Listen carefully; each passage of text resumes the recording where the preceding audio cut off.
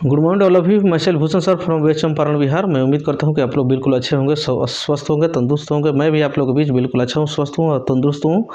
मैं आज ये प्रकृत संख्याओं से कैसे कैसे प्रश्न एग्जाम में आता है उसको लेकर आया हूं।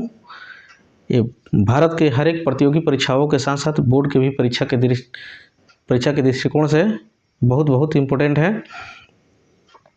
उसे बहुत ही अच्छे तरीके से हम लोग जानने का प्रयास करेंगे। यदि आप मेरे चैनल पर नए हैं तो सबसे पहले आप जाकर मेरे चैनल को सब्सक्राइब कर लीजिए और बेल आइकन को प्रेस कर लीजिए, और साथ ही साथ अपने रिलेटिव और अपने फ्रेंड्स के बीच में ज़्यादा से ज़्यादा शेयर कीजिए ताकि उन तक इस प्रकार का वीडियो पहुँचे और वो भी इनके फ़ायदा उठा सके। तो ज़्यादा देर ना करते हुए मैंने अपने वीडियो को शुरू करने जा रहा हूँ। जैसे क्वेश्चन आता है, जैसे जी 1 से 100 तक चाहे 50 तक कितना तक प्रकृत संख्या का योगफल कितना होगा, प्रकृत संख्या के वर्गों का योगफल कितना होगा, घनों का योगफल कितना होगा, सम संख्याओं का योगफल कितना होगा, विषम संख्याओं का योगफल कितना होगा, इस सब को आज एक ही वीडियो में हम लोग जानने का प्रयास करेंगे और भी इसके आगे भी हम लोग जानेंगे। जैसे आता है क्या जी, पहले फर्स्ट में हम लोग को जानेंगे कि प्राकृत संख्याओं का योगफल होता है formula n into n plus 1/2। क्या होता है? n into n plus 1/2। ठीक, जैसे क्वेश्चन में एक देख ले हम लोग। जैसे यदि क्वेश्चन अगर आ जाता है ये 1 + 2 + 3 ये डॉट डॉट करके 100 तक, कितना जा 100 तक की संख्याओं का योग निकालिए, तब तो हम लोग को परेशानी हो सकता है उसको गिनने में ये कितना होगा। लेकिन इस फार्मूला से हम लोग आसानी से अपने आंसर तक पहुंच सकते हैं। n के मतलब जो लास्ट में जो अंक होगा ना, वही हम लोग को क्या कहलाता है? n कहलाता है। यानी हम लोग का हल क्या होगा? 100 इंटू 100 प्लस 1/2। ठीक, अब देखिए तो 100 हो गया, आई कितना हो जाएगा? 101/2। इससे कितना बार में चल जाएगा? ये 50 बार में। ठीक, अब हम लोग कितना आ जाएगा? 50 इंटू 101 बराबर कितना? 0 यानी 505। 50 आंसर निकल के चला आएगा। ठीक, अब अगला क्या है? मैं उम्मीद करता हूं कि आपको ये अच्छे से समझ में कोई ज़्यादा हार्ड ये चीज़ नहीं है। अब आता है प्राकृत संख्याओं के वर्गों का योग। प्रकृत संख्याओं के वर्गों का योग क्या होता है? Formula n into n plus 1 into 2n plus 1/6 होता है। क्या होता है? 2n प्लस 1/6 होता है। इसका एग्जाम्पल जैसे हम लोग ले लेते हैं, क्या ले लेते हैं कि यदि एग्जाम्पल में हम लोग ले लेते हैं क्या, 1 के स्क्वायर प्लस 2 के स्क्वायर प्लस 3 के स्क्वायर प्लस 4 के स्क्वायर डॉट डॉट इसी तरह चल जाएगा। कितना? मान लीजिए कितना? 10 के स्क्वायर। ठीक, तो एकदम आसान है ये। इसी फार्मूला पर हम लोग अप्लाई करेंगे। जहाँ जहाँ n की बात कर रहा है वहाँ वहाँ हम लोग क्या बैठाएंगे? 10 बैठाएंगे। क्या बैठाएंगे? 10 बैठाएंगे। ठीक, अब कैसे देखिए, 10 into 10 plus 1 into 2 into 10 plus 1/6 करेंगे। ठीक, तो 10 गुणे 10 1 11, ठीक, इंटू 10 9 20 20 1 21, ठीक। यहीं पर हम तोड़ देते हैं और बट्टा 6 कर देते हैं। 2 से काटते हैं तो 5 बार में जाएगा, 3 बार में जाएगा, ये 7 बार में जाएगा। हाँ, तो हम लोग 7 5 35, यानी कितना निकल के आ जाएगा, यानी 5 8 3, जो कि ये आंसर निकल के चला आया। कितना आसान है नो। अब देखिए अगला हम लोग को क्वेश्चन क्या आता है कि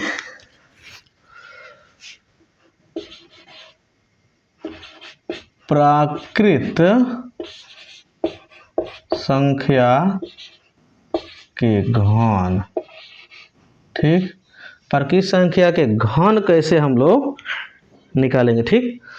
तो उसके लिए फॉर्मूला क्या होता है, n इंटू n प्लस 1/2, ये टोटल का होल स्क्वायर होता है। तो इसका क्वेश्चन क्या हो सकता है, इसका क्वेश्चन मान लीजिए हम एग्जाम्पल में ले लेते हैं 1 2 3 4 डॉट, इसका भी 10 ले लेते हैं ना। जब घन कर रहा है तो इसका पावर हम 3 3 दे देते हैं ना। अब देखिए हम लोग इसको भी कैसे आसानी से हल करेंगे। तो हम बोले हैं जहाँ जहाँ n है वहाँ वहाँ लास्ट वाले संख्या हम लोग को बैठाना है, यानी 10 इंटू 10 प्लस 1 बट्टा 2, ठीक। तो 10 10 1 11 बट्टा 2, इसको स्क्वायर कर देंगे हम लोग, ठीक। तो काट देंगे, कितना बार में जाएगा, 5 बार में जाएगा, यानी 11 5 55, 55 के स्क्वायर कितना होता है, 30 25 होता है। कितना होता है, 30 25 आंसर जो निकल के हम लोग को चला आया। एकदम आसान होता है। जहाँ जहाँ n है वहाँ वहाँ हम लोग n बैठाएंगे, n के जगह पर लास्ट वाले संख्या बैठाएंगे। उसके बाद से ये तो जोड़ घटाव आप लोग जानते हैं, आप लोग तो होशियार है, ऐसा बात नहीं है। ये आप लोग उतना बुर्बक है, कंपटीशन के प्रतियोगी परीक्षा की तैयारी करने वाला बच्चा उतना बुर्बक नहीं होता है, ठीक। उसके बाद से हम लोग का कथी है,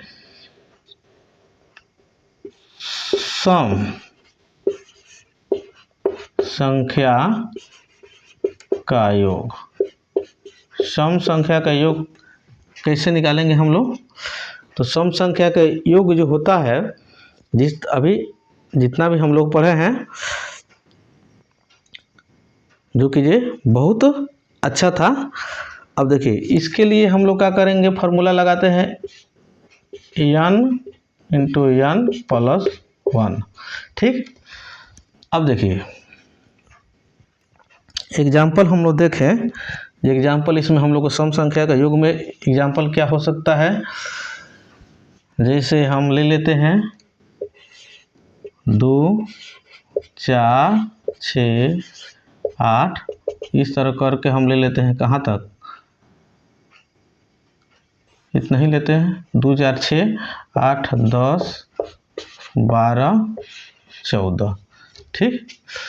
अब देखिए इसमें हम लोग ये तो हो गया हम लोग का थी एग्जाम्पल हो गया, ठीक। इसको अब हम लोग को हल कैसे करना, ठीक।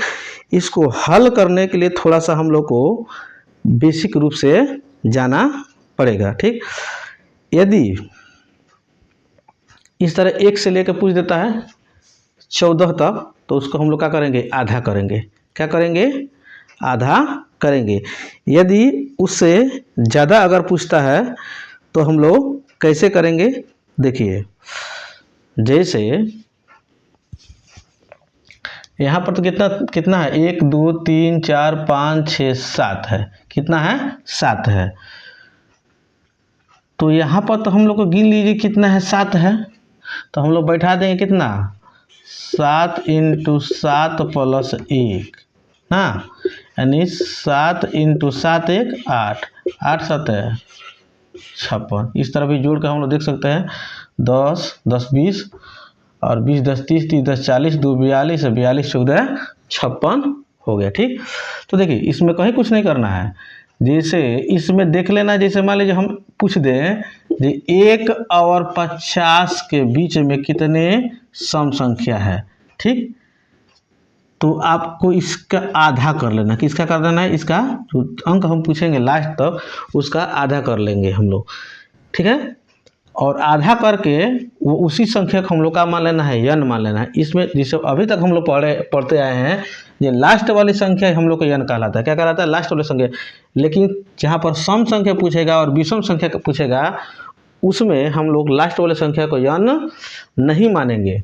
हम लोग उसको मानेंगे n जो कि ये कितने बार इस संख्या आया है। जैसे 1 2 3 4 5 6 7 बार आया है ना, तो उसी 7 को हम लोग n मानेंगे। ठीक, उसी 7 को हम लोग n मानेंगे, नहीं कि लास्ट वाला संख्या को हम लोग n मानेंगे। ठीक है, जैसे दूसरा का एग्जांपल हम, जैसे 1 से 40 तक, कितना? 1 से 40 तक के संख्या के पूछ देगा क्या? सम संख्या का योगफल निकालना है। ठीक है, 1 से 40 तक। तो हम लोग क्या करेंगे? तो देखेंगे 40 के अधिक कितना होगा? 20 होगा। क्योंकि जैसे हम लोग सम संख्या प्राकृतिक संख्या में जाते हैं तो एक सम होता है, एक विषम होता है, एक सम विषम सम विषम सम विषम। तो जितने सम होते हैं उतने विषम होते हैं। यानी 1 से 100 तक के बीच में 50 सम होता है, 50 विषम होता है। उसी तरह 1 से 40 तक हम लोग जाएंगे तो 20 तो सम होगा, 20 तो विषम होगा। तो हम लोग n कितना निकल के चला जाएगा? 20 आ जाएगा। कितना हो जाएगा? 20। तो 20 n की जगह बैठाए और फिर अंदर भी 20 है तो 20 बैठाएंगे और +1, यानी 20 × 21, यानी 420 आंसर निकल के बिल्कुल करेक्ट चला आया। ठीक, अब देखिए अभी तो हम लोग को समझ में आ गया जो सम संख्या कैसे निकालेंगे। अब विषम संख्या, विषम संख्या का योग, इसका फार्मूला होता है n²। क्या होता है? इसका फार्मूला क्या होता है? n² होता है। ठीक, अब इसमें n² का मतलब क्या हुआ? इसमें n² के मतलब क्या हुआ? कैसे हम लोग जानेंगे जी n² हैं? जैसे हम एक एग्जांपल से हम लोग समझे, जैसे 1 दे दे, 2 दे, 3 दे दे, 5 दे दे, 7 दे दे, 9 दे दे ना। अब पूछ दीजिए इसका योग कितना होगा। तो उसी प्रकार जिस तरह हम लोग सम संख्या में उसकी संख्या को गिने कितना बार आया है, उसी तरह इसको गिनेंगे 1 2 3 4 5 ना। तो इसके जगह पर 5 बैठाएंगे, इसका स्क्वायर करेंगे, यानी 5 के स्क्वायर कितना हो जाएगा? 25 आंसर निकल के चला आया। ठीक, अब देखिए इधर हम लोग ध्यान दे दें, जोड़ लें 9 1 10, 10 7 17, 17 8 25 आ गया ना। और उसी तरह अगर इससे बहुत बड़ा बड़ा भी संख्या हम लोग को पूछ देगा, जैसे मान लो 150 तक ले पूछ दिया, 1 से 100 तक ले पूछ दिया, जी विषम संख्या योग कितना होगा? तो 1 से 100 तक ले विषम संख्या कितना हो जाएगा? 50 आ जाएगा। 50 का स्क्वायर करेंगे 2500 आंसर हम लोग हाथ में निकल के चला आएगा। ठीक, अब देखिए एक और इसके साथ लगे हम लोग समझ लें, जो किसी भी संख्या को,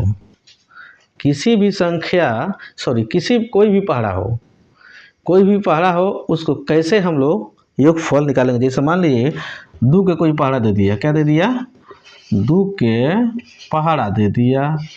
ठीक है, और कह दिया ये आप जोड़ कर बताइए, तो कहीं कुछ नहीं है। जिसका पहाड़ा पूछे उसमें 55 से गुणा कर दो, आंसर निकल के 110 चला आया। कितना आया? 110 चला आएगा। ठीक, कोई भी पहाड़ा, 2 का पहाड़ा हो चाहे कोई भी पहाड़ा हो, अगर कोई पूछता है जी इसका योगफल कितना होगा, तो हम लोग आराम से उसमें अंक में जिसका पहाड़ा पूछेगा उसमें 55 से गुणा कर देंगे, हम लोग का आंसर निकल के चला आएगा। तो हमने आज परकी संख्या का योगफल जाने, उसके वर्गों का योगफल जाने, उसके घनों का योगफल जाने, सम संख्या और विषम संख्या और कोई भी पहला, ठीक। लेकिन एक और मैंने चीज़ बता देता हूँ। जैसे मान लीजिए कोई कह देता है 1 2 3 4 इस तरह करके कितना ले चले जाता है 100 तक, और तब कह देता है कि आपको बिना इस फार्मूला के अप्लाई किए आपको आंसर बताना है। तो अब हम लोग कैसे बताएंगे? देखिए एकदम आसान तरीका है।